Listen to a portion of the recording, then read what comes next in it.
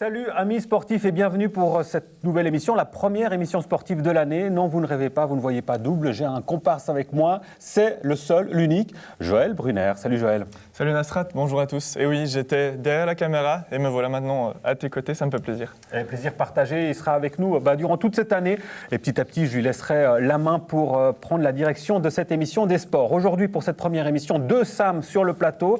La première, c'est Samantha Giéran. Salut Samantha. Bonjour. Bienvenue. C'est la première fois que tu viens sur ce plateau. On a déjà eu l'occasion de te voir lors d'un sujet signé Joël Brunner d'ailleurs. On peut deviner à ce que tu nous as amené sur le plateau que tu fais de la motoneige. En compétition, c'est la quatrième saison de compétition.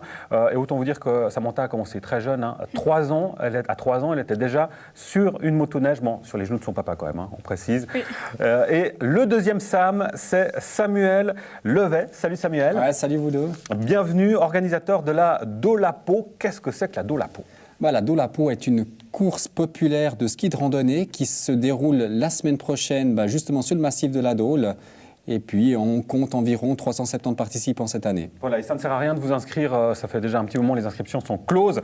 Et on le verra justement avec Samuel, c'est pas faute d'avoir essayé de faire placer plus de monde. Il y a déjà eu, on est passé de 290 à 370 participants. Et ça a lieu donc jeudi prochain, le 18 janvier. Mais avant ça, un mot de patinage artistique. Joël, on va pas mal en parler en vue des Jeux Olympiques. Effectivement, Nasrat. Je me suis rendu ce week-end, c'était samedi, à la patinoire des Eaux Vives à Morges pour assister à la première journée du championnat suisse de patinage artistique. Alors cette compétition a lieu sur 2 jours. Lara Anderegg, une patineuse de la région, y participait. Je vous propose un petit décryptage de la journée en compagnie du président du club des patineurs de Morges. On se retrouve juste après.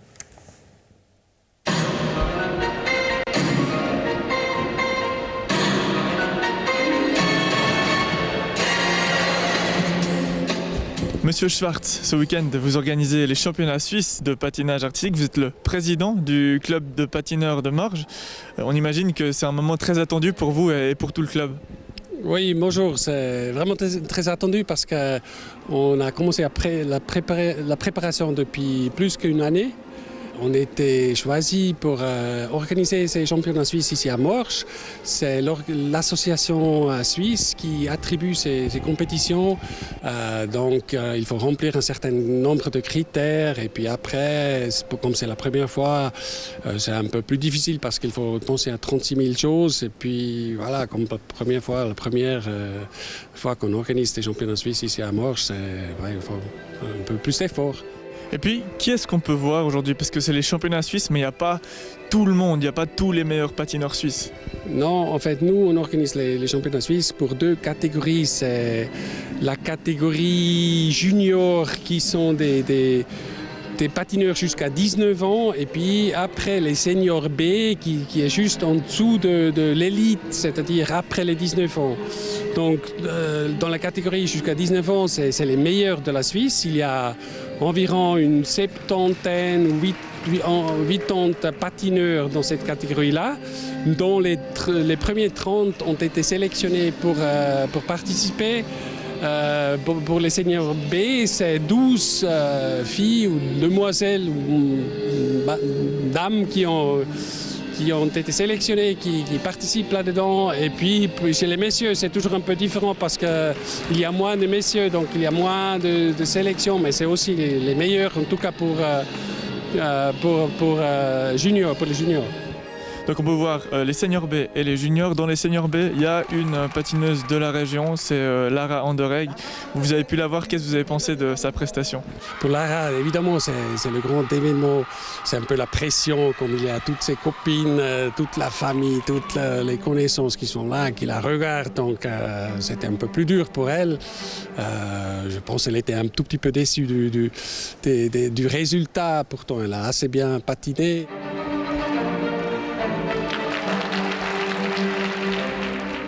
Lara Anderegg, comment s'est passée la première partie de week-end, le programme court?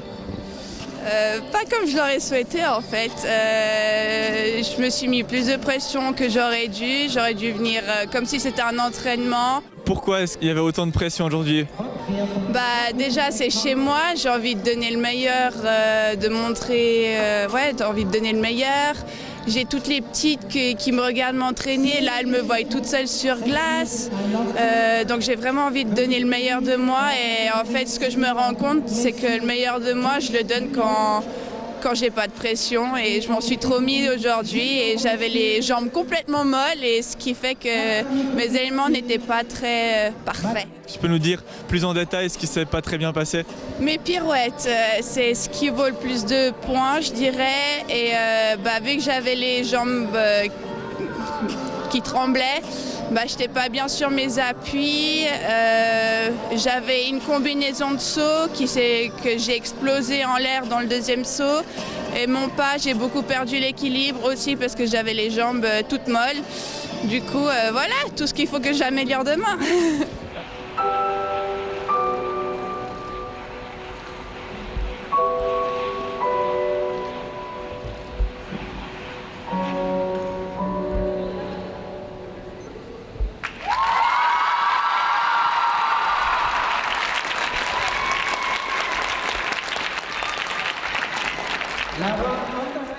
Voilà, une Lara Honoré qui avait l'air plutôt déçue, on le comprend, on l'a vu tout à l'heure, mais Joël, ce n'était que la première journée de compétition.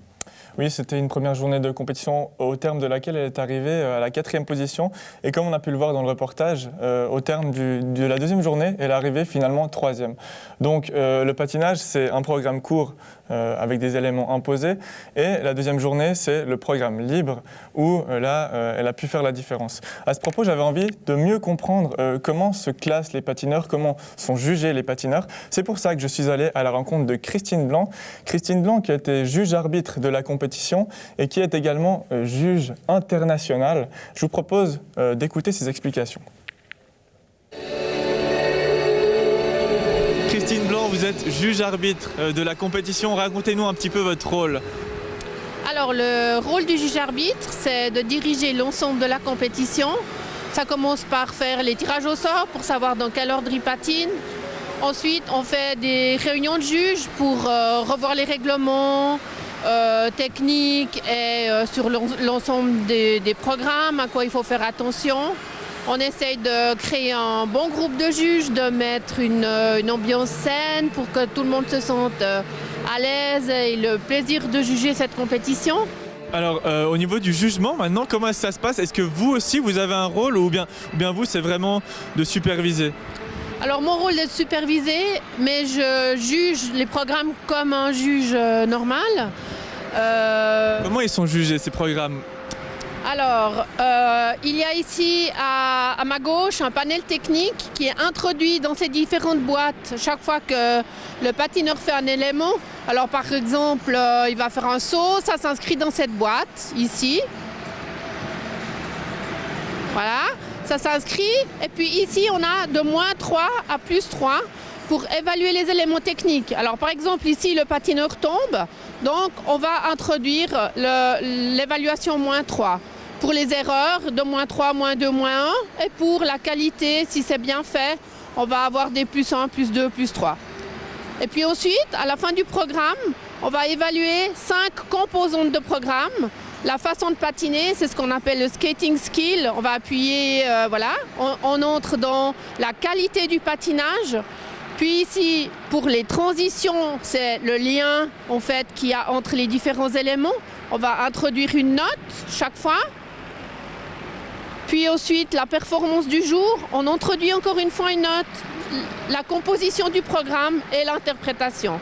Donc après les éléments techniques, on entre encore ces 5 notes et ça donne un total de points à la fin. Voilà, le patinage artistique pour les nuls par Christine Blanc. Merci Joël pour ces explications. Maintenant, on en vient à nos moutons, si j'ose, avec Samantha Gieron. Samantha, on l'a dit, 4e saison en compétition. Un sport particulier en Suisse.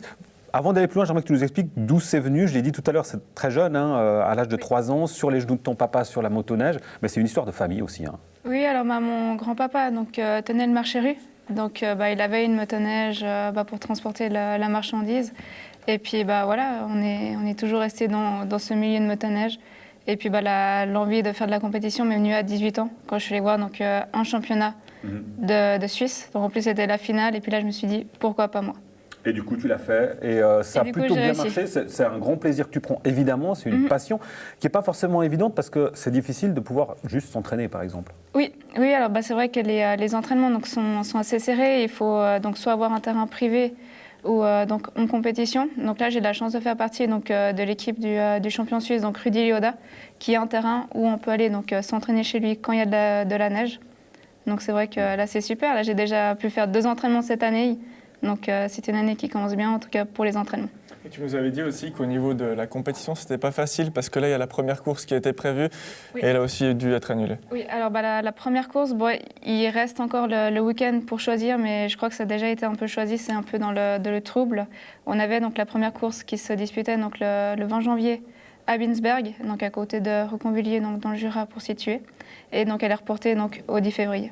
Alors explique-nous un peu comment ça se présente une saison sportive, sur le plan sportif, d'une personne qui fait de la motoneige, du snowcross, comme toi, comme on dit. D'accord. La saison se termine autour d'avril, donc avril-mai, on va rester donc, assez calme.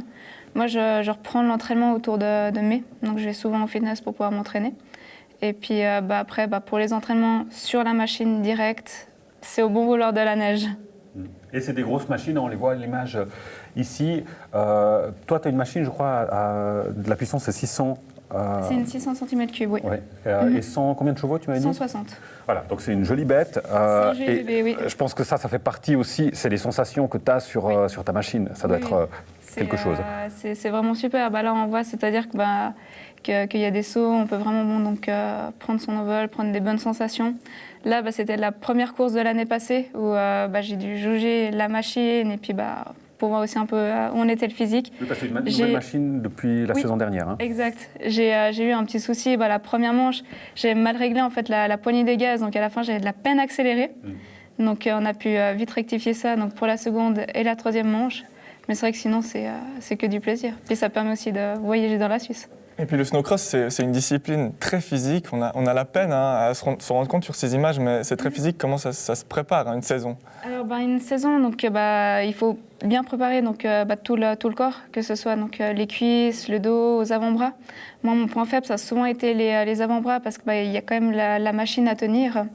Donc c'est vrai qu'on entraîne vraiment tout le corps. On ne laisse pas un muscle de côté. Alors sur ce plateau, c'est un peu particulier avoir quelqu'un avec la motoneige et parler de la Dolapo, donc de la peau de phoque. C'est un peu comme avoir, on l'a fait, un vegan et un chasseur sur ce plateau. Pourquoi? Parce que c'est pas forcément de sport qui s'apprécie, mais tu m'avais dit, Samantha, aujourd'hui ça va quand même beaucoup mieux, notamment sur la Dole avec d'autres pratiquants de la montagne. Disons qu'il y a plus ce groupe comme il y a eu, donc il y a des années en arrière où il n'y avait pas encore beaucoup de personnes donc, qui faisaient de la randonnée. Et en fait, nos machines ne peuvent plus faire ça. Voilà. Nos machines sont tellement typées pour la puissance, d'être sur un terrain balisé que de faire de l'illégal, c'est juste impossible. Et donc, c'est pour le plus grand bonheur de Samuel pour justement la peau de phoque et la Dolapo. Ça a lieu, donc on l'a dit, jeudi prochain, le 18 janvier, en soirée. C'est la première fois que toi, tu organises cette course et ça ne doit pas être une mince affaire. Non, ce n'est pas une mince affaire. Moi, disons, j'organise déjà depuis quelques années le Trail de la Vallée de Joux. Ça fait la 9e édition qu'on le fait. Et puis là, l'ancien organisateur, qui est Jean-Pierre Vanière, m'a contacté, je dirais courant octobre, parce que lui souhaitait remettre les rênes de cette manifestation. Et puis moi, je l'ai déjà fait 4-5 fois. Et puis j'ai dit oui, ça serait bête qu'une manifestation comme ça tombe à l'eau. Et quelques mots justement sur le parcours, c'est 4,5 km.